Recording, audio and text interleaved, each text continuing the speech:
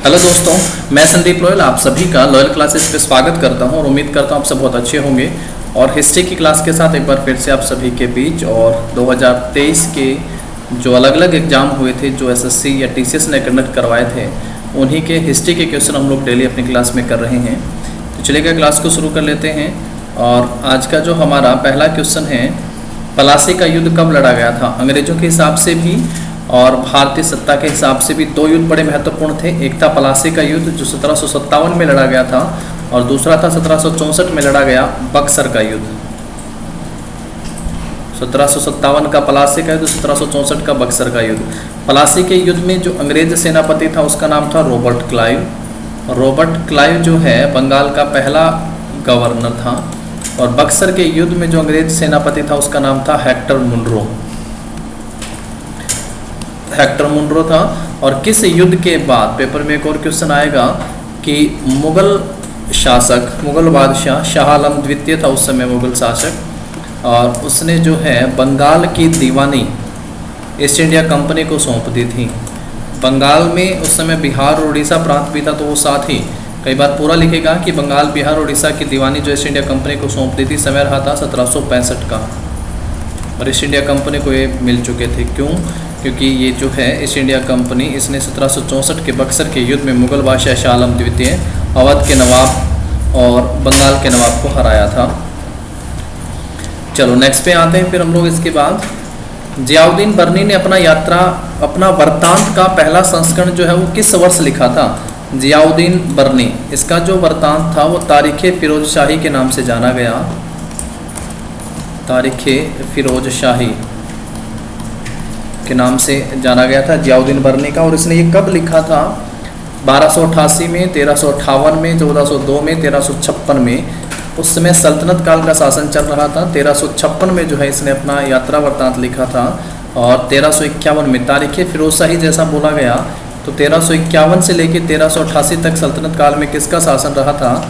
तो आंसर होगा फिरोज शाह तुगलक का। फिरोज शाह तुगलक। और फिरोज शाह तुगलक जो है वो तुगलक डायनेस्टी का शासक हुआ था, जिसकी स्थापना गयासुद्दीन तुगलक ने करी थी। और तुगलक वंश का शासन कब से कब तक रहता है, अगर ये आप सबसे पूछा जाए सल्तनत काल में, तो इनका शासन जो है 1320 से लेके 1398 ईस्वी तक जो इनका शासन रहता है। और जियाउद्दीन बर्नी ने अपना वृत्तांत का पहला संस्करण जो है वो 1356 में जारी किया था। चलिए नेक्स्ट पे आते हैं। इसके बाद जलियांवाला बाग हत्याकांड के लिए कौन जिम्मेदार था? तो इसके लिए जो है जनरल डायर जिम्मेदार था। हुआ कब था? 13 अप्रैल 1919 को ये हत्याकांड होता है। और डायर की फिर हत्या कर देता है 13 मार्च 1940 को लंदन में उधम सिंह। अब तक आप सबको ये बात तो याद हो ही गई होगी। नेक्स्ट पे आते हैं। फिर इसके बाद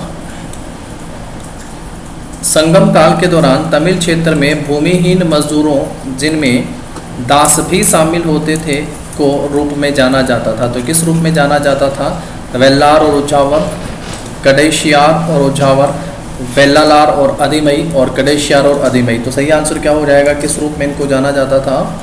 कडेशियार और अधिमई के नाम से इनको जाना जाता था संगम काल के दौरान। संगम काल में हम लोग चेर, चोल और पांड्य वंश का शासन पढ़ के आते हैं। चेर, चोल और पांड्य वंश का शासन रहा संगम काल में। दक्षिण भारत में हम लोग इनको पढ़ते हैं। नेक्स्ट पे आते हैं। इसके बाद सातवाहन भारत में एक शक्तिशाली राजवंश था, पूर्व, पश्चिम, उत्तर और दक्षिण। लेकिन सातवाहन वंश की स्थापना तो सिमुक करता है। और एक बहुत इंपॉर्टेंट पॉइंट ये है कि इस वंश का शासन जो है ना वो आंध्र प्रदेश से अलग हुआ, तेलंगाना और महाराष्ट्र के कुछ हिस्सों में जो इनका शासन रहा। अब हम लोग तेलंगाना, आंध्र प्रदेश को देखते हैं। आंध्र प्रदेश के हिसाब से हम कहते हैं कि साउथ में, लेकिन एसएससी ने जो इसका आंसर माना है वो पश्चिम में। महाराष्ट्र के हिसाब से आप सब कह सकते हैं, तो पश्चिम में जो है इनका शासन रहा। ये टीसीएस का आंसर रहा यहाँ पे। आंध्र प्रदेश, तेलंगाना, महाराष्ट्र में इनका शासन रहा। और ये जो है मातृसात्मक वंश रहा। अपने नाम के आगे माता का नाम ये लगाते थे, जैसे गौतमी पुत्र सातकर्णी आप लोग पढ़ के आते हैं। चलिए नेक्स्ट पे आ जाइएगा इसके बाद। और अब हम लोग जो है तो सिलेक्शन पोस्ट फेज 11 जो हुआ था 2023 में, फेज 11, इसके हिस्ट्री के क्वेश्चन यहाँ से करने वाले हैं। फेज 11 सबसे पहला क्वेश्चन है हमारा यहाँ पे दक्षिण भारत में सैन्य अभियान शुरू करने वाला दिल्ली सल्तनत का पहला सुल्तान कौन था? दिल्ली सल्तनत में 5 इंपॉर्टेंट वंश के शासन हम लोग पढ़ के आते हैं, आप लोग इसको याद रख सकते हो, GKTSL। ये जो है इनके नाम के पहले अल्फ़ाबेट हैं, जी से गुलाम वंश, और ये अब बहुत कॉमन हो गया है। अब इनके नाम से आप सबसे इलबारी वंश को पूछता है, इलबारी वंश का पहला शासक कौन था, या मामलूक वंश के नाम से भी पूछेगा आप सबसे, तीनों में ही आप सबको ध्यान रखना है। के से आप सबका आंसर होना चाहिए, खिलजी वंश हो गया है, खिलजी। टी से ध्यान रखोगे तुगलक हो गया है, टी से तुगलक, और एस से आप सबको ध्यान रखना है सैयद वंश, और लास्ट वन एल से लोदी। तो ये तो जो है बिल्कुल क्रोनोलॉजी के हिसाब से आप याद रख सकते हैं जिन्होंने दिल्ली पर शासन करा था। 1206 से लेके 1290 तक गुलाम वंश का शासन रहा, 1290 से लेके 1320 तक जो है खिलजी वंश का शासन रहा था, और 1320 से लेके 1398 तक तुगलक वंश का शासन रहा। और तुगलक वंश का शासन जब समाप्त हुआ था तो तैमूर ने भारत पर हमला करा था। पेपर में आया कि तैमूर के हमले के समय भारत में या दिल्ली सल्तनत में लगभग इसका शासन समाप्त हो गया था, तो तुगलक वंश का। उसके बाद तैमूर का सेनापति खिजर खान 1414 में सैयद वंश की स्थापना करता है, और लोधी वंश का शासन रहा 1451 से लेके 1526 तक, पानीपत के पहले युद्ध तक। सैन्य अभियान शुरू करने वाला, दक्षिण भारत में सैन्य अभियान शुरू करने वाला इन 5 वंशों में से एक था, और उसका नाम था अलाउद्दीन खिलजी। अलाउद्दीन खिलजी, अलाउद्दीन खिलजी जो है ये खिलजी वंश का शासक था। जलालुद्दीन फिरोज खिलजी खिलजी वंश का फाउंडर हुआ था, उसी का भतीजा और दामाद जो है 1296 में जलालुद्दीन फिरोज खिलजी की हत्या करके राजा बनता है। 1296 से लेके जो है ये 1316 तक या 1316-17 तक के शासन करता है अलाउद्दीन खिलजी। इसने इस्लामी वास्तुकला का रत्न कहा जाने वाला अलाई दरवाज़ा बनवाया था। अगर पेपर में पूछे कि अलाई दरवाज़ा किसने बनवाया, तो अलाउद्दीन खिलजी ने बनवाया था। वित्त विभाग की स्थापना किसने करी थी, तो अलाउद्दीन खिलजी ने वित्त विभाग की स्थापना करी थी, अलाउद्दीन खिलजी ने। दक्षिण भारत पर सैन्य अभियान की शुरुआत भी इसी ने सबसे पहले करी थी, और सफल सैन्य अभियान जो है मलिक काफूर की अध्यक्षता में किया गया था। मलिक काफूर जो है वो अलाउद्दीन खिलजी का एक गुलाम ही हुआ था, जिसे उसने गुजरात विजय या गुजरात से खरीदा था, मलिक काफूर। सही आंसर ऑप्शन सी हो जाएगा। नेक्स्ट पे आते हैं इसके बाद। नेक्स्ट है ब्रिटिश भारत में निम्नलिखित में से या निम्नलिखित राष्ट्रीय नेताओं में से किसे grand old man of India कहा जाता है? FG रानाडे, गोपाल कृष्ण गोखले, दादा भाई नौरोजी और पृथ्वी चंद्र रॉय। तो दादा भाई नौरोजी जो है इन्हें grand old man of India कहा जाता है। इनसे जुड़े हुए 2-3 क्वेश्चन बहुत पूछे गए हैं। 1887 में इंग्लैंड में भारतीय सुधार समिति की स्थापना इन्होंने करी थी। इंग्लैंड में भारतीय सुधार समिति की स्थापना करी गई थी इनके द्वारा। दूसरा इनसे ध्यान रखना है आप सबको, ये कांग्रेस के अध्यक्ष भी बनते हैं। 1886 में कांग्रेस के अध्यक्ष बनते हैं, और ये वाला अधिवेशन जो है कलकत्ता में हुआ था। एक आप ध्यान रख सकते हैं 1893 में ये वाला अधिवेशन जो है लाहौर में हुआ था। इनकी अध्यक्षता दादा भाई नौरोजी के द्वारा की जाती है। इसके अलावा 1892 में फिन्सबरी से चुनाव लड़ा था इन्होंने हाउस ऑफ कॉमन्स का। इंग्लैंड का जो लोअर हाउस है उसे हाउस ऑफ कॉमन्स कहा गया है, जैसे हमारे यहाँ लोकसभा है। हाउस ऑफ कॉमन्स का फिन्सबरी से चुनाव लड़ते और जीतते हैं। किस पार्टी के उम्मीदवार के तौर पर? तो लिबरल पार्टी के उम्मीदवार के तौर पर चुनाव लड़ा और जीता था। समय रहा था 1892 का। दादा भाई नौरोजी। चलिए आगे बढ़ेंगे, नेक्स्ट क्वेश्चन के ऊपर आते हैं। रानी गाइदिन्ल्यू निम्नलिखित में से किस आंदोलन से जुड़ी हुई थी? रानी गाइदिन्ल्यू, इनका जन्म आज के मणिपुर में होता है, और एक नागा नेता थी ये, यानी नागा समुदाय से जुड़ी हुई थी, और उसी समुदाय के हितों की रक्षा के लिए जो है इन्होंने बहुत कम उम्र में जो है आंदोलन में हिस्सा ले लिया था। और ये आंदोलन जो था हेराका आंदोलन के नाम से इसे जाना गया। ऑप्शन जो होगा हमारा बी यहाँ पे सही आ जाएगा, इसको हेराका आंदोलन कहा गया था। चलिए नेक्स्ट पे बढ़ेंगे। फिर इसके बाद हम लोग भरत वंश के नाम पर इंडिया का नाम भारत रखा गया। निम्नलिखित में से किस वेद में इस वंश का सर्वप्रथम उल्लेख मिलता है? तो अब तक की क्लास में ये भी आप सबको बताया कि ऋग्वेद से ये क्वेश्चन पूछा जाता है ऋग्वेद के जो है तीसरे और सातवें मंडल में जो है भरतवंश या भारत का जिक्र मिलता है। टोटल मंडल अगर आप सबसे पूछेगा ऋग्वेद में कितने, तो आंसर होगा 10। सूक्त अगर आप सबसे पूछेगा, मंत्रों की संख्या को सूक्त कहा गया है, ये 1028 हो गए हैं। सबसे प्राचीन वेद कौन सा है, तो ऋग्वेद सबसे प्राचीन वेद है। गायत्री मंत्र भी किस वेद से लिया गया है, तो गायत्री मंत्र जो है वो ऋग्वेद से लिया गया है। ये चारों ही बातें आप सबको ध्यान रखनी है ऋग्वेद से जुड़ी हुई। तो भरतवंश के नाम पर इंडिया का नाम भारत रखा गया है। निम्नलिखित में से किस वेद में इस वंश का सर्वप्रथम उल्लेख मिला, तो आंसर होगा ऋग्वेद में इसका सबसे पहला उल्लेख मिलता है।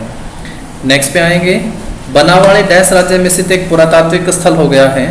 बनावाड़ी हरियाणा, महाराष्ट्र, गुजरात और राजस्थान। बनावाड़ी हरियाणा का पुरातात्विक स्थल हो गया है। इसके अलावा हरियाणा में कुणाल भी ध्यान रखेंगे आप लोग। और सबसे इम्पोर्टेंट राखी गढ़ी, जो भारत का सबसे बड़ा पुरा स्थल हो गया सिंधु घाटी सभ्यता का, राखी गढ़ी भी जो है हरियाणा में हो गया है। गुजरात में जो है लोथल सबसे महत्वपूर्ण स्थल है। चावल के सबसे पहले साक्ष्य यहीं से प्राप्त होते हैं। और धोलावीरा भी बहुत महत्वपूर्ण स्थल है। धोलावीरा यूनेस्को में शामिल होने वाला भारत का पहला, या सिंधु घाटी सभ्यता का पहला स्थल था धोलावीरा, जो कि यूनेस्को में शामिल हुआ था।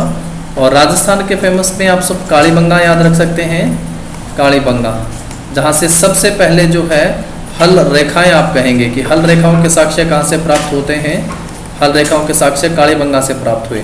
जबकि जो ये बनावाड़ी लिखा हुआ है, बनावाड़ी से जो है मिट्टी का हल खिलौना, मिट्टी का हल जो है खिलौना रूप में बनावाड़ी से प्राप्त होता है। जबकि हल रेखाएं जिन्हें सीता कहा गया था, ये कालीबंगा राजस्थान से प्राप्त होती हैं। जो के साक्ष्य बनावाड़ी से प्राप्त हुए थे। मातृ देवी की 2 मण मूर्तियाँ, ये भी जो आपके बनावाड़ी से प्राप्त हुई थी। कुणाल से राजा का मुकुट सोने का बना हुआ जो है, ये भी कुणाल से प्राप्त होता है, ये फतेहाबाद में। जबकि राखी गढ़ी सबसे बड़ा स्थल है भारत का, ये हिसार हरियाणा में स्थित है। चलो आगे बढ़ते हैं, नेक्स्ट पे आते हैं। इसके बाद फिर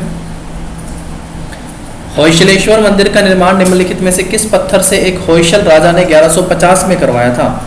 होयसलेश्वर मंदिर पहला तो ये है कहाँ पे, तो ये हैलेविड में स्थित है, हैलेविड है। और ये हैलेविड कहाँ पे है, तो राज्य का नाम पूछेगा तो क्या आंसर कर दीजिएगा, हैलेविड कर्नाटक में हो गया है। कहाँ पे स्थित है, ये कर्नाटक में है। और इसका निर्माण 1121 से लेके 1150 में कंप्लीट होता है। और होयसल राजा ने इसका निर्माण करवाया था। ये काले शिष्ट पत्थर से बना हुआ है। तो जो ऑप्शन होगा हमारा यहाँ पे डी का सही आंसर हो जाएगा। चलो आगे बढ़ते हैं फिर इसके बाद। और अगर पूछे होयसल राजा का नाम, तो आप विष्णुवर्धन आंसर कर सकते हैं। विष्णुवर्धन ने इसका निर्माण करवाया था। नेक्स्ट है, निम्नलिखित में से किस वर्ष में अवध के नवाब ने ब्रिटिश भारत के गवर्नर जनरल लॉर्ड वेलेस्ली द्वारा शुरू किए गए सहायक गठबंधन को स्वीकार करा। कुछ एक व्यक्तित्व के नाम, उनका समय, उनकी घटनाओं के साथ याद किया जा सकता है। वेलेस्ली ने सहायक गठबंधन शुरू करा था। सहायक गठबंधन समय याद रख सकते हो आप लोग। ये 1798 में वेलेस्ली बनता है भारत का गवर्नर जनरल। और 1801 में जो है अवध के नवाब ने समय क्या दिया, 1801 में अवध के नवाब ने जो है ब्रिटिश गवर्नर जनरल वेलेस्ली के द्वारा शुरू किया गया सहायक गठबंधन को स्वीकार कर लिया था। चलिए नेक्स्ट पे आते हैं। इसके बाद गुप्त काल को प्रारंभ करने का श्रेय किसे जाता है। हालांकि कन्फ्यूजन का पॉइंट ही नहीं होता है, क्योंकि अगर गुप्त काल का फाउंडर अगर आप सबसे पूछा जाता तो श्रीगुप्त हम लोग आंसर करते हैं। पर ध्यान दीजिएगा, अगर कभी भी आप सबसे वास्तविक फाउंडर पूछा जाता है, रियल फाउंडर अगर आप सबसे पूछा जाए, तो आंसर होगा चंद्रगुप्त प्रथम। महाराजाधिराज की उपाधि धारण करने वाला पहला शासक था और गुप्त संवत की शुरुआत भी करता है ये। कुमार गुप्त के नाम से पहले पेपर में क्वेश्चन पूछा जा चुका कि नालंदा विश्वविद्यालय की स्थापना किसने करवाई थी। तो नालंदा विश्वविद्यालय की स्थापना जो है कुमार गुप्त ने करवाई थी। समुद्रगुप्त को क्या कहा गया, अपने सैन्य अभियान के कारण समुद्रगुप्त को भारत का नेपोलियन कहा गया। ईरान का नेपोलियन नादिर शाह को कहा गया। आगे मुगलों में क्वेश्चन आप सबको देखने को मिलेगा कि किस युद्ध के बाद मुगलों ने अपना गौरव खो दिया था। तो 1739 के करनाल के युद्ध के बाद अपना गौरव खो दिया, और उस युद्ध में ईरान के नेपोलियन कहे जाने वाले नादिर शाह से जो है मुगलों की हार होती है। वो तख्त ताऊ सिंहासन अपने साथ ले जाता है। नेक्स्ट क्वेश्चन पे आते हैं। इसके बाद 1921-22 में केरल के मालाबार समुद्र तट के किसानों ने एक विद्रोह किया था, जिसे किस रूप में जाना गया? कोल, मोपला, मुंडा विद्रोह और संथाल विद्रोह। मुंडा तो बहुत फेमस है, वैसे भी आप सबको पता होगा कि जो मुंडा विद्रोह है ये झारखंड में हुआ था, या झारखंड बिहार कह सकते हो भी आप लोग। ये झारखंड के क्षेत्र में हुआ था मुंडा विद्रोह, और ये जो है बिरसा मुंडा ने इसका नेतृत्व करा था। संथाल विद्रोह जो है ये 1855 में हुआ था। संथाल विद्रोह 1855 में। मुंडा विद्रोह भी जो है ये 1855 में हुआ था, मुंडा विद्रोह। जबकि कोल विद्रोह जो है ये 1831-32 में, ये भी झारखंड में हुआ था। झारखंड ध्यान रखेंगे। और संथाल विद्रोह बिहार कर सकते हैं आप, बिहार। मोपला विद्रोह जो है ये मालाबार, केरल के मालाबार तट पे हुआ था मोपला विद्रोह। समय रहा था 1921-22 का। 1921-22 में ये विद्रोह हुआ था, मोपला विद्रोह। केरल के मालाबार समुद्र तट पे किसानों का एक महान विद्रोह के रूप में इसे जाना जाता है। कोल विद्रोह 1831-32 में झारखंड में, मुंडा बिरसा मुंडा के नेतृत्व में 1855 झारखंड में, और संथाल भी 1855 में बिहार में हुआ एक विद्रोह था। नेक्स्ट पे आते हैं। फतेहपुर सीकरी में स्थित बुलंद दरवाजा निम्नलिखित में से किस मस्जिद का प्रवेश द्वार है? 28 दिन का झोपड़ा जो है ये अजमेर में स्थित है। 28 दिन का झोपड़ा अजमेर में है, और इसे किसने बनवाया था? तो इसे कुतुबुद्दीन ऐबक ने बनवाया था। कुतुबुद्दीन ऐबक के द्वारा इसे बनवाया गया था, अजमेर में स्थित है। मोती मस्जिद, जमाली मस्जिद और जामा मस्जिद। तो फतेहपुर सीकरी तो आगरा में हो गया है, यूपी में, और जामा मस्जिद का प्रवेश द्वार है बुलंद दरवाज़ा। किसी भी मस्जिद का या भारत का सबसे बड़ा दरवाज़ा जो है वो बुलंद दरवाज़ा है। इसे किसने बनवाया था? तो गुजरात विजय के बाद इसे अकबर ने बनवाया था। इसे किसके द्वारा बनवाया गया था? तो अकबर के द्वारा जो है इसका निर्माण करवाया गया था 1602 में, 1602 में। जामा मस्जिद का जो है ये प्रवेश द्वार हो गया है। फतेहपुर सीकरी जो है इसका निर्माण भी अकबर ने ही करवाया था, और इसे अपनी राजधानी भी बनाया था। 1571 से लेकर 1585 तक जो है ये राजधानी के रूप में रहती है।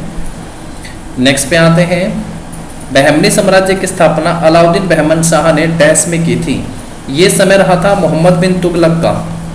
जब मोहम्मद बिन तुगलक का शासन सल्तनत काल में चल रहा था, उस समय की बात है। दो बड़े इंपॉर्टेंट साम्राज्य की स्थापना होती है। एक था 1336 में और एक दूसरा हुआ था 1347 में। 1336 में दक्षिण भारत में दो भाइयों ने, हरिहर और बुक्का ने, विजयनगर साम्राज्य की स्थापना करी थी। और 1347 में जो है अलाउद्दीन बहमन शाह, या जो हम लोगों को पेपर में दिया जाता है नाम था हसन गंगू। हसन गंगू ने 1347 में महाराष्ट्र में जो है बहमनी साम्राज्य की स्थापना करी थी। बहमनी साम्राज्य की स्थापना करी गई थी। गुलबर्गा को इसने अपनी राजधानी बनाया था, गुलबर्गा। विजयनगर में विजयनगर फर्स्ट ही पढ़ के आते हैं। हम्पी के रूप में भी आप याद रख सकते हैं। हम्पी ये कहाँ पे है? ये कर्नाटक में हो गया है, यानी एक महाराष्ट्र में और दूसरा कर्नाटक में, मोहम्मद बिन तुगलक के समय में।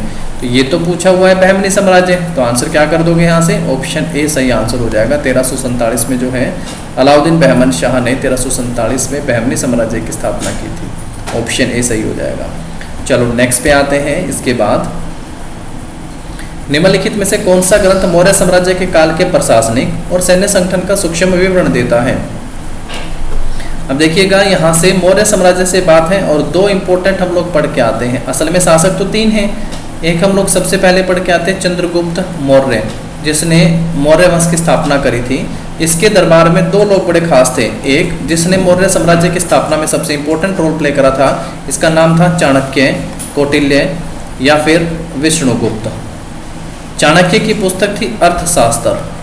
अर्थशास्त्र नाम से इकोनॉमी की पुस्तक लगती है, लेकिन ये पॉलिटी राजनीति की पुस्तक थी। और दूसरे नंबर पे सेल्यूकस निकेटर ने अपना राजदूत भेजा था इसके दरबार में, जिसका नाम था मेगास्थनीज। मेगास्थनीज ध्यान रखेंगे। और मेगास्थनीज की पुस्तक थी इंडिका। तो ये दो पुस्तक थी जिनके बारे में आप कह सकते हैं कि जानकारी मिलती है मौर्य वंश से। चंद्रगुप्त मौर्य के बाद राजा बनता है बिंदुसार, और बिंदुसारा के दरबार में कौन रहता था? तो डाइमेकस बिंदुसार के दरबार में था, डाइमेकस। उसके बाद राजा बना था अशोक। अशोक के दरबार का अगर हम लोग बताएं, फॉरेनर ट्रेवलर की अगर हम लोग बात करते हैं तो डायोनीसियस था, डायोनीसियस। डायोनीसियस ध्यान रखेंगे। उस पुस्तक में तो आप सबको इंडिका और अर्थशास्त्र ध्यान रखना है। अब आपको एक ही ऑप्शन यहाँ पे मिल रहा है इन दोनों में से, अर्थशास्त्र, तो ये सही आंसर हो जाएगा।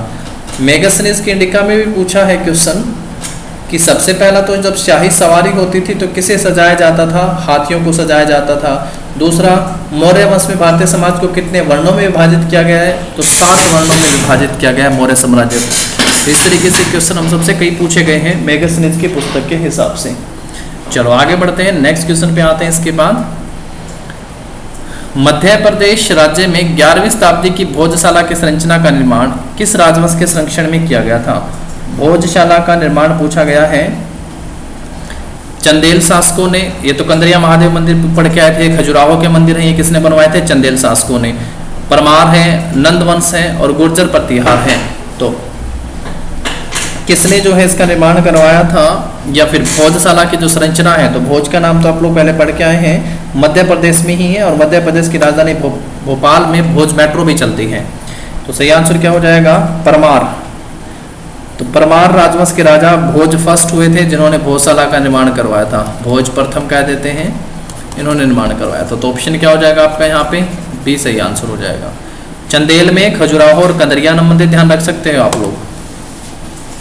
नंदवंश में ऐसी कोई खास बात नहीं है। मद्रास का वेद समाज डैश से प्रेरित था। मद्रास का वेद समाज देवबंद आंदोलन, ब्रह्म समाज, वहाबी आंदोलन और आर्य समाज। इसमें आप देखेंगे 2 इंपॉर्टेंट बड़े आप सबको दिखाई दे रहे हैं। एक ब्रह्म समाज है जिसकी स्थापना 1828 में की गई थी, किसके द्वारा? तो राजा राम मोहन राय के द्वारा। राजा राम मोहन राय के द्वारा इसकी स्थापना की गई थी। और दूसरा है आर्य समाज जिसकी स्थापना 10 अप्रैल 1875 को स्वामी दयानंद सरस्वती के द्वारा की गई थी। स्वामी दयानंद सरस्वती के द्वारा। और मद्रास का वेद समाज इसी से प्रभावित था, ब्रह्म समाज से। तो ऑप्शन जो होगा हमारा यहाँ पे बी सही आंसर हो जाएगा। तो वेद समाज की विचारधारा पर मद्रास में जो है समय अगर आप सब ध्यान रखेंगे वेद समाज का, तो 1864 में केशव चंद्र सेन ने जो इसकी स्थापना करी थी। केशव चंद्र सेन ने। चलिए आगे बढ़ेंगे, नेक्स्ट क्वेश्चन पे आएंगे। इसके बाद निम्नलिखित में से कौन ब्रह्म समाज से संबंधित नहीं है पूछा हुआ है। नहीं है पूछा, ब्रह्म समाज से संबंधित जो है वो कौन नहीं है? पहला ऑप्शन है राजा राम मोहन राय। तो राजा राम मोहन राय से संबंधित थे। केशव चंद्र सेन ने, अभी हम लोग पढ़ के आए कि केशव चंद्र सेन ने 1864 में ब्रह्म समाज से संबंधित जो है वेद समाज की स्थापना मद्रास में करी थी। वेद समाज, तो ये भी तो बिल्कुल हो गए हैं यहाँ से, ठीक है। और तीसरा ऑप्शन है देवेंद्र नाथ टैगोर, ये भी थे। लेकिन आत्माराम पांडुरंग जो है ये नहीं थे, तो इसलिए हमारा तो ऑप्शन यही सही आंसर हो जाएगा। अब इन्होंने जो है वो फिर क्या करा था? इन्होंने प्रार्थना समाज की स्थापना करी थी। आपको याद होगा प्रार्थना समाज से पेपर में पूछा गया है। समय क्या रहा था? 1867 का। और कहाँ पे स्थापना करते हैं ये? तो बंबई में प्रार्थना समाज की स्थापना करी थी आत्माराम पांडुरंग ने। किसके साथ मिलकर? एमजी रानाडे के साथ। एमजी रानाडे। और किससे प्रेरणा मिली थी? तो केशव चंद्र सेन से ही प्रेरणा पाकर 1867 में ब्रह्म समाज प्रार्थना समाज की स्थापना करते हैं बंबई में। वेद समाज की स्थापना किसने करी थी? केशव चंद्र सेन ने करी थी 1864 में, ध्यान रखिएगा। और ब्रह्म समाज की स्थापना राजा राम मोहन राय ने 1828 में की थी। नेक्स्ट क्वेश्चन के ऊपर आते हैं। इसके बाद नेक्स्ट, गुप्त साम्राज्य के प्रसिद्ध स्रोत प्रयाग प्रशस्ति को के रूप में भी जाना जाता है। प्रयाग प्रशस्ति को किस रूप में भी जाना जाता है? लखनऊ स्तंभलेख। प्रयाग प्रशस्ति यानी प्रयागराज तो आज इलाहाबाद ही है, इलाहाबाद स्तंभलेख के रूप में इसे जाना जाता है। इसको लिखने का काम किसने करा था? तो आंसर होगा हरिशेन ने इसको लिखा था। समय गुप्त साम्राज्य का किसका था? तो सबसे अगर हम लोग बात करें यहाँ पे सबसे इंपॉर्टेंट, तो समुद्रगुप्त के समय का था ये। समुद्रगुप्त का ही दरबारी कवि था ये हरिशेन। चलिए आगे बढ़ते हैं, इनके बारे में हम लोग पहले बहुत कुछ पढ़ चुके हैं। निम्नलिखित में से किसने फॉरवर्ड ब्लॉक की स्थापना करी थी? सुरेंद्रनाथ बनर्जी, मोतीलाल नेहरू, दादाभाई नौरोजी और सुभाष चंद्र बोस। मोतीलाल नेहरू और CR दास, चित्तरंजन दास, इन्होंने तो जो है 1923 में स्वराज पार्टी की स्थापना करी थी। स्वराज पार्टी की स्थापना इन्होंने करी थी। दादाभाई नौरोजी ने जो है 1887 में भारतीय सुधार समिति की स्थापना करी थी। सुभाष चंद्र बोस ने जो है 1 मई 1939 को जो है फॉरवर्ड ब्लॉक की स्थापना करी थी।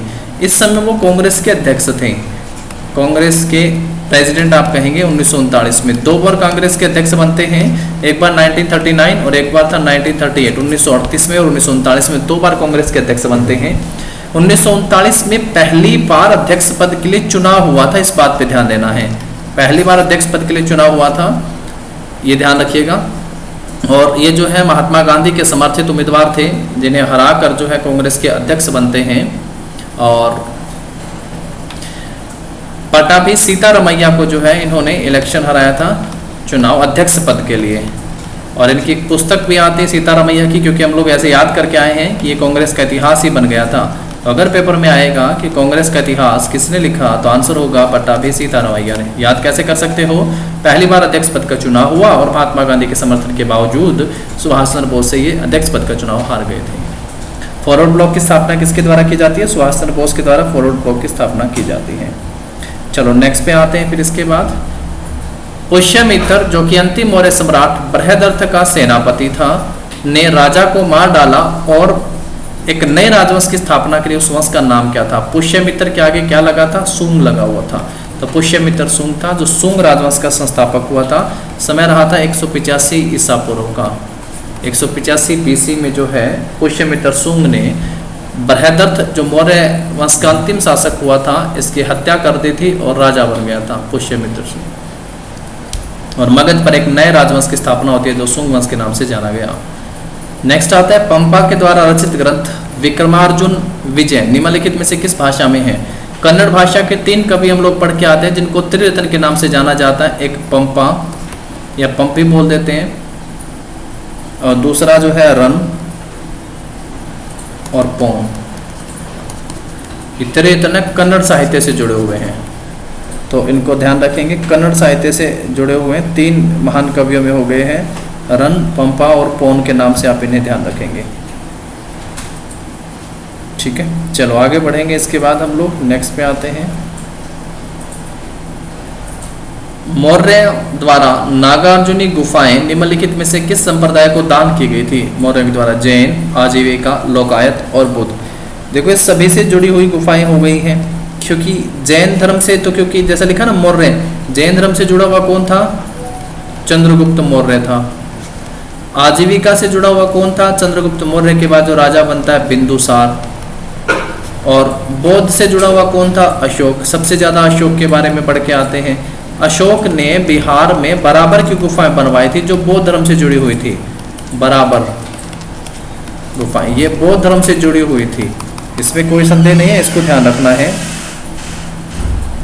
और नागार्जुनीय जो गुफाएं हैं ये भी कहाँ पे हैं? ये भी बिहार में हो गई हैं। नागार्जुनीय गुफाएं बिहार में। और आजीविका संप्रदाय से जुड़े हुए जो लोग थे उनको ये गुफाएं दान की गई थी। आजीविका संप्रदाय, मोखाली पुत्र कोशाल इसका फाउंडर होता है। चंद्रगुप्त मौर्य ने जैन धर्म की दीक्षा किससे ली थी? तो भद्रबाहु से जैन धर्म की दीक्षा ली थी। जबकि अशोक ने जो है बौद्ध धर्म की दीक्षा किससे ली थी? उपगुप्त नामक भिक्षु से जो है बौद्ध धर्म की दीक्षा ली थी अशोक ने। चलिए नेक्स्ट पे आते हैं। निम्नलिखित में से किस शासक को दिल्ली में पुराना किला के निर्माण का श्रेय दिया जाता है? दिल्ली में पुराना किले का निर्माण का श्रेय किसे दिया जाता है? कुतुबुद्दीन ऐबक और इल्तुतमिश। कुतुबुद्दीन ऐबक 1206 में गुलाम वंश की स्थापना करता है और 1210 में इसकी मृत्यु हो जाती है। इल्तुतमिश 1211 से लेकर 1230 तक शासक रहता है। बाबर और अकबर, तो बाबर और अकबर नहीं होगा यहाँ पे। बाबर जो है ये 1526 से लेकर 1530 तक शासन करता है बाबर, और अकबर जो है ये 1556 से लेके 1605 ईस्वी तक शासन करता है। सही आंसर क्या होगा? हुमायूं और शेरशाह होगा। इनके बीच का किस्सा बड़ा इंपॉर्टेंट है। हुमायूं जो है ये 1530 में बाबर की मृत्यु के बाद राजा बनता है। 1539 तक सब कुछ ठीक चला। 1539 में बैटल ऑफ चौसा होता है। शेरशाह सूरी चौसा के युद्ध में इसे हरा देता है। फिर 1540 का समय आता है और कन्नौज का युद्ध होता है, और इस युद्ध में भी शेरशाह सूरी जो है वो हुमायूं को हरा देता है और सत्ता मुगलों के हाथों से निकल जाती है। अब चाहो तो यहाँ पे 1545 का समय याद रख सकते हो, क्योंकि 1545 में जो है कलिंजर के किले को जीतने के प्रयास में जो एक विस्फोट में शेरशाह सूरी की मृत्यु हो जाती है। उसके बाद 1555 का समय आता है और 1555 में जो है बिलग्राम का युद्ध होता है। बिलग्राम का युद्ध, सॉरी कन्नौज के युद्ध को ही बिलग्राम का युद्ध बोला गया है। कन्नौज का युद्ध बिलग्राम का युद्ध हुआ था, इसको बैटल ऑफ सरहिंद बोला गया। 1555 में जो है बैटल ऑफ सरहिंद हुआ था। इस युद्ध में हुमायूं वापस से सत्ता को पा लेता है। 1556 में जो है हुमायूं की मृत्यु हो जाती है। यानी ये देखिएगा 40 से लेके 45 का जो समय रहा, इस समय में सत्ता किसके पास थी, तो शेरशाह सूरी के पास थी। और 30 से लेके 39 तक आप कह सकते हैं सत्ता किसके पास थी, हुमायूं के पास थी। और इसी समय में दिल्ली में पुराने किले का निर्माण करवाया गया था।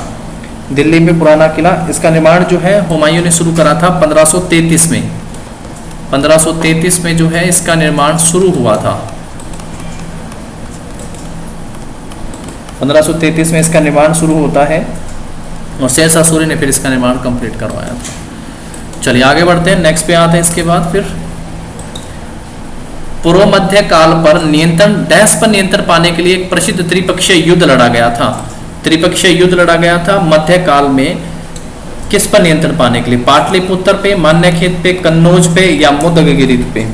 तो किसके ऊपर, कन्नौज के ऊपर युद्ध सत्ता पाने के लिए जो है युद्ध लड़ा गया था। और ये युद्ध त्रिपक्षीय युद्ध था। एक तो पाल वंश के शासक किसमें शामिल थे, गुर्जर प्रतिहार वंश के शासक किसमें शामिल थे, गुर्जर प्रतिहार जिसका संस्थापक नागभट्ट हुआ था। और एक जो है इसमें राष्ट्रकूट राजवंश भी शामिल था। राष्ट्रकूट में संस्थापक कौन होता है, तो राष्ट्रकूट का संस्थापक दंतिदुर्ग हुआ था। दंतिदुर्ग राष्ट्रकूटों का। गुर्जर प्रतिहार का नागभट्ट पढ़ के आते हैं जो इसका फाउंडर हुआ था।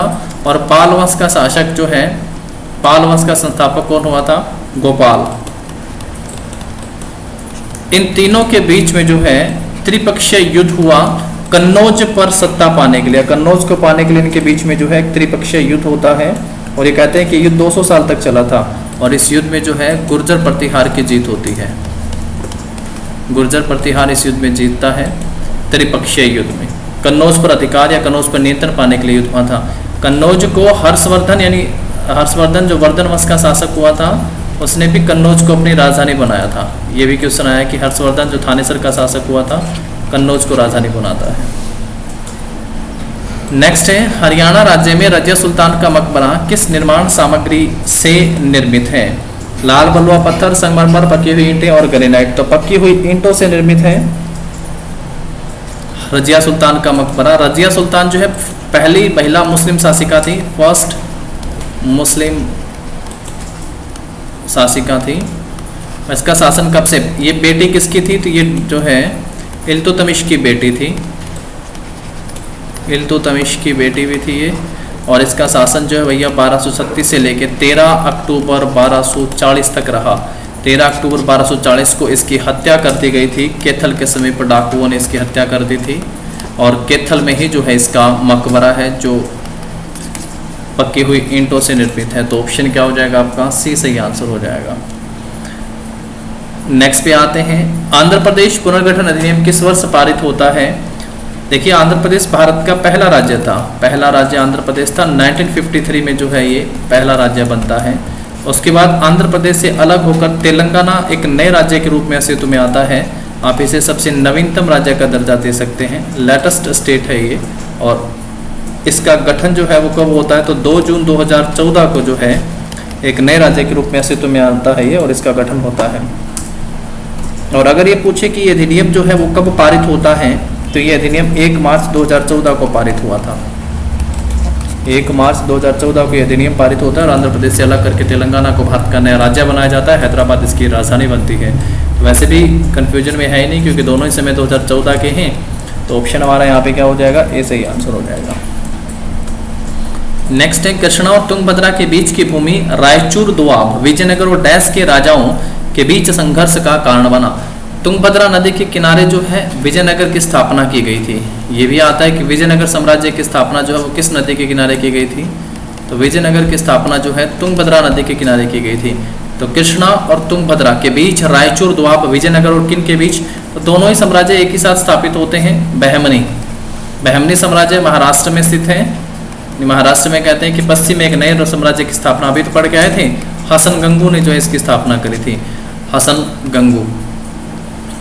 कृष्णा नदी जो है ये दक्षिण भारत में सबसे इंपॉर्टेंट नदी है। अगर नदियों के हिसाब से हम पढ़ के हैं तो सबसे लंबी नदी कौन सी हो गई है, गंगा नदी। उसके बाद गोदावरी जो प्रायद्वीपीय भारत की है, दक्षिण भारत की सबसे लंबी नदी है गोदावरी नदी। उसके बाद जो है गंगा हो गई, गोदावरी, और उसके बाद कृष्णा नदी ही आती है, जो प्रायद्वीपीय भारत की तो दूसरी सबसे लंबी नदी है और भारत की तीसरी सबसे लंबी नदी है। कृष्णा नदी पर सबसे ज़्यादा क्वेश्चन पूछे जाते हैं। भीमा नदी जो है वो इसकी सबसे लंबी सहायक नदी है भीमा। कृष्णा और उसकी सहायक नदियों पर ध्यान दीजिएगा, सबसे ज़्यादा क्वेश्चन आते हैं। गंगा के बाद यमुना, गंगा की जो सहायक नदी है वो भारत की चौथी सबसे बड़ी नदी है। तो 4 सबसे बड़ी नदियाँ हो गई हैं। कृष्णा नदी आंध्र प्रदेश में ही है कृष्णा नदी। तो जो रायचूर दोआब क्षेत्र था, इसके ऊपर विजयनगर साम्राज्य और बहमनी साम्राज्य के बीच या राजाओं के बीच संघर्ष चला। जैसे पीछे पढ़ के आए थे, पाल, गुर्जर प्रतिहार और राष्ट्रकूटों के बीच जो है वो संघर्ष चला था। किसको पाने के लिए? तो कन्नौज पर नियंत्रण के लिए जो है इन तीनों के बीच त्रिपक्षीय युद्ध होता है। चलिए, आज के 30 क्वेश्चन हमारे यहीं तक इस क्लास में समाप्त होते हैं। बाकी पढ़ेंगे हम लोग अपने नेक्स्ट क्लास में। तब तक के लिए ऑल द वेरी बेस्ट। और PDF जो आप सबको जो है SSC लोअर क्लास से टेलीग्राम चैनल पर मिल जाएगी। Thank you.